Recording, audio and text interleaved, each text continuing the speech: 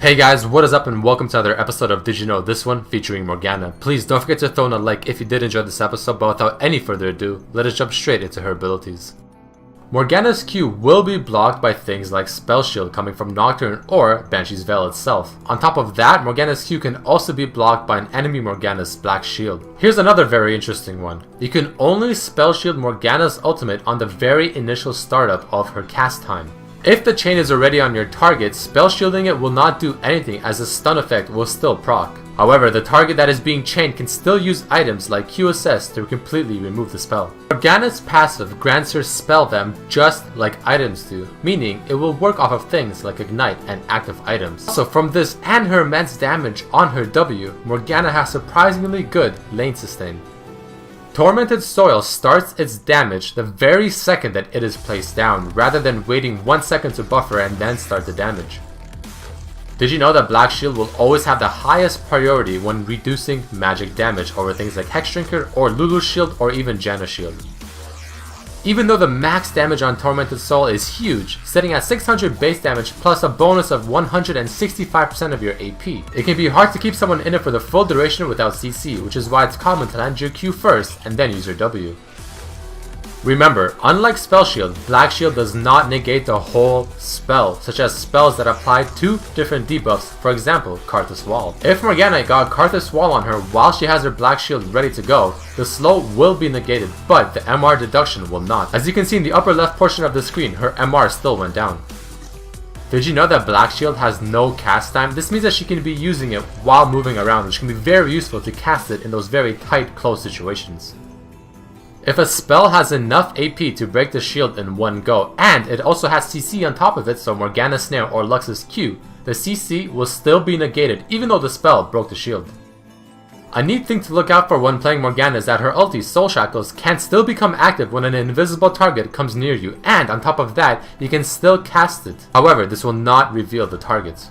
Here's a pretty interesting one. Morgana's ultimate will still persist even if she dies and comes back from something like a G8 or a Zillion ulti. This can be very important to remember in your next Morgana game, especially in a big teamfight. Morgana's Dark Binding can also be very useful to check bushes. You can throw it in the bush, and if you see it stop and not continue to its full duration, someone is probably in there. Morgana's ultimate is not a channel-like spell. This means that you can use it, pop Hourglass while it is still chaining the enemies, and it will still persist and stun them. Granted, of course, that they don't run out of the range. Did you know that the projectile speed of Morgana's Q is 1200, making it a very average speed? Alright guys, let us jump into some really cool facts and lore about Morgana. Did you know that Morgana gets her name from Morgan Le Fay, who is also known as Morgana from King Arthur legend? She was a sorceress. Further backing this up, in development, Morgana was actually named Morgana Le at first, then Morgana Hex, and then just Morgana.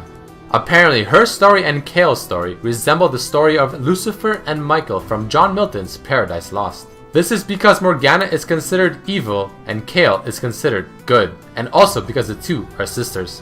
Speaking of which, Morgana hates her sister Kale and wants to kill her before Morgana goes back to her own world. This is a pretty good time to dive into Morgana's lore, which states that she fought against Kale's side of winged beings with immortality who fight to perfect order and justice, and Morgana fought against it, looking at those people as a tyranny of her kind, which is why she is now considered a fallen. Morgana was once among these beings since she too has wings. She ended up getting forbidden might in order to become proficient at the black arts with only one goal in mind: to defeat the general of the opposition's army, Kale, her sister. Kale destroyed any connections she had with Morgana after Morgana refused to join her cause. Morgana then became strong enough to rival Kale, and as the two were about to have their final showdown, Morgana was suddenly summoned to Valorant. There she made a deal with the League's summoners to fight in exchange for more power. Now that Kale is also in the League, Morgana fights willingly just to be able to kill Kale over and over again, until she has no more bonds holding her from the Institute of War, to which she can finally destroy Kale once and for all and then return home a hero. Apparently, Morgana and Kale were the first champions to be revealed to have relations as relatives. Oddly enough, Morgana apparently reaches the highest attack damage among ranged champions, sitting at 114.5 at level 18 base attack damage. However, on the contrary, her auto attack range is among the shortest at 425. Exiled Morgana refers to her appearance just after she was branded as a fallen. Apparently this skin was made by Riot based on a creation by a summoner named Powage. Sinful Morgana is based on a bakery she owned in Noxus. However, now her bakery is shut down and she only operates a food cart. Blade Mistress Morgana may reference to Kerrigan from StarCraft. Blackthorn Morgana may reference to who she was originally based off of, Morgan Le Fay from King Arthur. Here's a pretty interesting one. Ghost Bride Morgana references to La Llorona, which is a myth in North and South America that is about a woman who drowns her children to be with the man she loved, yet the man would not have her, and thus she drowned herself too.